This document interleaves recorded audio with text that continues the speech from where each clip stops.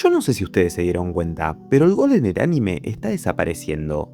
En realidad decir desapareciendo no es el término correcto, porque hoy en día hay obras que siguen manteniendo momentos explícitos, grotescos y alucinantes, pero para mi percepción no se siente como antes. Así que hoy te voy a hablar del por qué está pasando este fenómeno con un género que supo dar de qué hablar años atrás. ¿Qué cambió? ¿Es que nos volvimos insensibles? ¿O es que la industria perdió el miedo a romper las reglas? Vamos a analizar por qué el gore pasó de ser algo impactante y polémico a tan solo una forma estética de mostrar sangre en los animes. Pero antes de comentarte todo esto, ya sabes, likea, suscríbete y decime si te gusta o no el gore en el anime. Ahora sí, arrancamos. Para entender por qué la gente dejó de impactarse con el gore, hay que entender el término de desensibilización. Este es un proceso que pasa en el cerebro y consiste en que si nosotros naturalizamos constantemente el consumo de algo, pasa a impactarnos de menor forma. O sea, si vemos muchos animes que tienen sangre, a la larga no nos va a impactar prácticamente nada. Hay 4 puntos clave que hicieron esto una realidad irreversible. El primero es el efecto Internet 24/7. Hoy estamos literalmente a un clic de distancia de cualquier cosa, no solo de anime, sino de imágenes reales en redes sociales o noticias. El cerebro humano te protege anestesiándose. Si ves violencia real o ficticia todo el día en tu feed, un dibujo de alguien perdiendo un brazo ya no te va a afectar tanto. En cambio, antes era muchísimo más complicado conseguir material explícito. Y ni siquiera te hablo de la época de VHS ni mucho menos.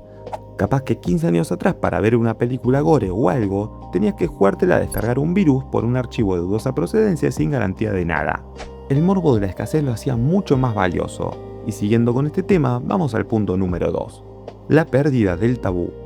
El gore antes se sentía como algo prohibido. Había una mística de no deberías estar viendo esto. Las series antiguas de gore no buscaban ser arte, solamente querían romper límites de la moral. En cambio hoy, el gore se volvió comercial. Cuando una estética oscura se vuelve tendencia, el impacto se diluye. Literalmente, el gore está en el catálogo principal de cualquier plataforma de streaming con una miniatura colorida. Esto hace que pierda su aura de peligro. El tercer punto es el gore como checklist. Otro factor que hizo que este género pierda peso es el simple hecho de que hay obras que están obligados a hacer gore para pertenecer a este grupo de animes. Hoy en día es muy notorio cuando una obra hace gore simplemente por repercusión inmediata y no porque de verdad quiera tender hacia ese género. Hay una gran diferencia con el pasado. En obras como Perfect Blue, la violencia era psicológica y sucia, te hacía sentir incómodo. En muchos animes actuales, la sangre es excesivamente brillante, digital y limpia. Es violencia higienizada, se ve bien pero no se siente real. Y el último y cuarto punto es la memetización del trauma. Esto, por lo general, es lo que estamos viviendo día a día hoy con las redes sociales.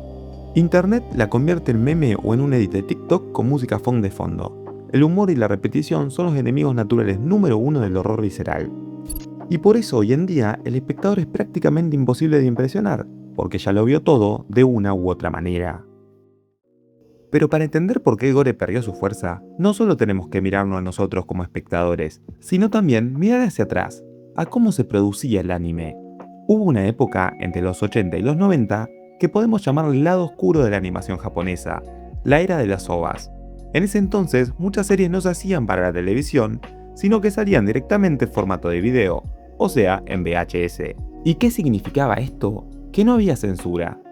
Los animadores tenían rienda suelta para dibujar las mayores atrocidades imaginables, porque estos no tenían que rendirle cuenta a ningún comité de moralidad televisiva. Joyas, o traumas, como Genociber o Violent Jack, nacieron de esta libertad absoluta. Y cabe recalcar que en este tiempo, este tipo de obras gore eran el punto de venta y la gente las compraba especialmente por el morbo de ser prohibidas. Pero el mercado cambió. Hoy en día producir anime es carísimo, y el objetivo es que la serie se vea en la mayor cantidad de lugares posibles: televisión abierta en Japón, plataformas de streaming globales y publicidad. Esto nos trajo a la era de la censura creativa, y seguramente esto les pasó.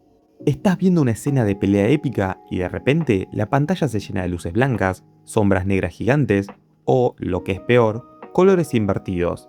Este tipo de censura no es solo molesta, sino que rompe la inmersión. Es imposible que una escena te impresione o te genere horror cuando el propio anime te está gritando: acá hay algo fuerte, pero no te lo puedo mostrar. El impacto que nos genera literalmente es nulo. En lo personal, a mí me pasó cuando era chico viendo Dragon Ball Z Kai. que aunque sé que saca un montonazo de relleno, al no tener una gota de sangre me la baja muchísimo. Y ya sé que prácticamente no tiene tanto gore, pero viene al caso de las producciones que empezaron a hacerse post 2010. Porque todo esto desemboca en que ahora las grandes corporaciones de streaming meten mano. Y para que un anime sea apto para el algoritmo mundial, muchas veces se suavizan los diseños desde la preproducción. Ya no es que censuran la escena después de hecha, es que directamente deciden no animarla de forma tan explícita para evitar problemas de clasificación de edad. Pasamos de una industria que buscaba el impacto visual a toda costa a una que busca la rentabilidad segura. Y lamentablemente, el gore extremo no suele ser rentable ni seguro para este tipo de plataformas. Ahora supongamos que el anime que estás viendo no tiene censura. Vemos la sangre, vemos los desmembramientos. Pero ¿por qué nos sigue pareciendo menos? Acá entra un cambio de paradigma total. Pasamos del gore por shock al gore por estética. En las décadas pasadas, el gore buscaba incomodidad. Obras como Berserk o Hellsing se usaba la violencia para que te sientas mal, para que el ambiente se sienta pesado y peligroso. El dibujo era más rústico, más sucio, y eso ayudaba a que la sangre impresionara. Tenía un peso emocional y físico que te revolvía el estómago. En cambio, miren lo que pasa hoy. Tenemos estudios de animación increíbles, animes como Chainsaw Man, Jujutsu Kaisen, Kimetsu no Yaiba. Estos tienen muchísima violencia, pero está tan bien animada, es tan limpia y tiene colores tan vibrantes que el gore deja de ser terrorífico para volverse fachero. La sangre hoy parece pintura de neón o efectos especiales de una película de Marvel. Está ahí para que la escena se vea estética y para que el usuario de TikTok pueda hacer edits con su música saturada de fondo. No me malentiendan, me encanta que el anime se vea así de bien, pero hay una realidad. Si la violencia es hermosa, deja de intimidar. Perdimos ese sentimiento de esto no debería estar pasando por el de wow, mirá lo bien que se ve esa cabeza volando en 4K.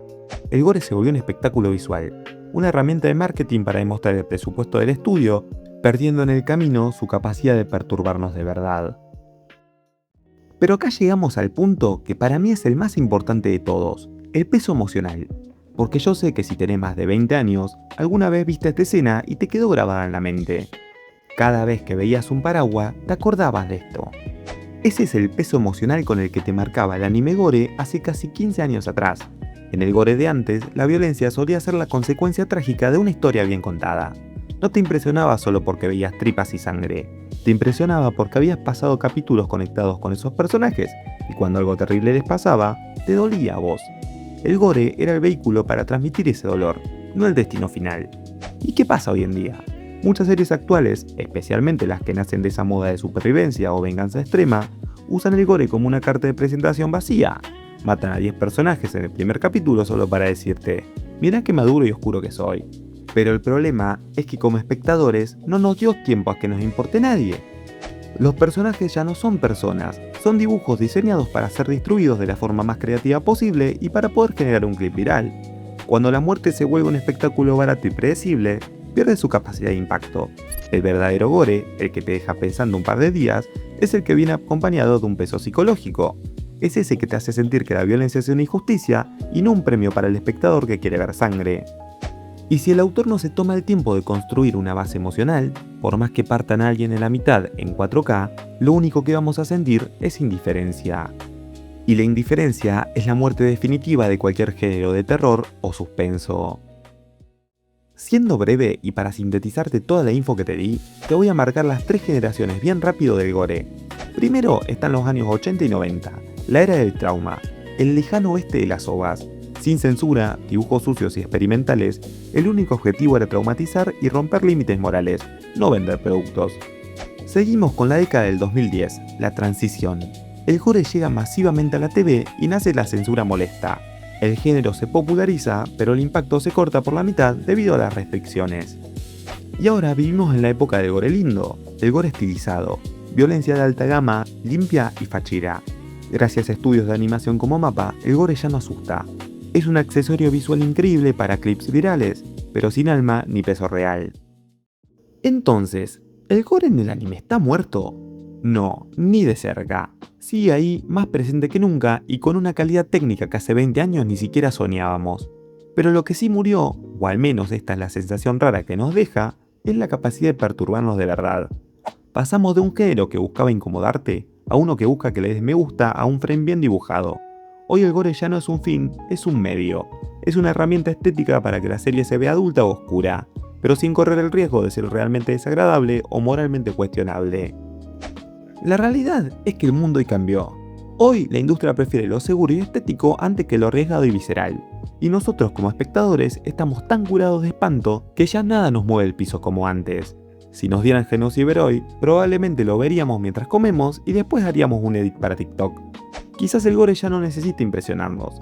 Quizás ahora es solo un lenguaje visual más dentro de la acción. Pero en lo personal, extraño ese sentimiento de terminar un capítulo y tener que ponerle pausa cada rato para procesar lo que acababa de ver. Un impacto que no se iba simplemente con un scroll, sino que se te quedaba pegado en la cabeza por varios días. Pero bueno, esa es solo mi percepción. Ahora me interesa saber de ustedes. ¿Creen que el gore puede volver a ser impactante o ya lo vimos todo y nada nos va a volver a traumar? Los leo en los comentarios. Si les gustó el análisis, ya saben qué hacer. Likeá, suscribite, comentame. Decime qué anime gore me estoy perdiendo porque la verdad yo ahora no encuentro nada impactante. Pero bueno, espero verte en el próximo video, amigo. Adiós.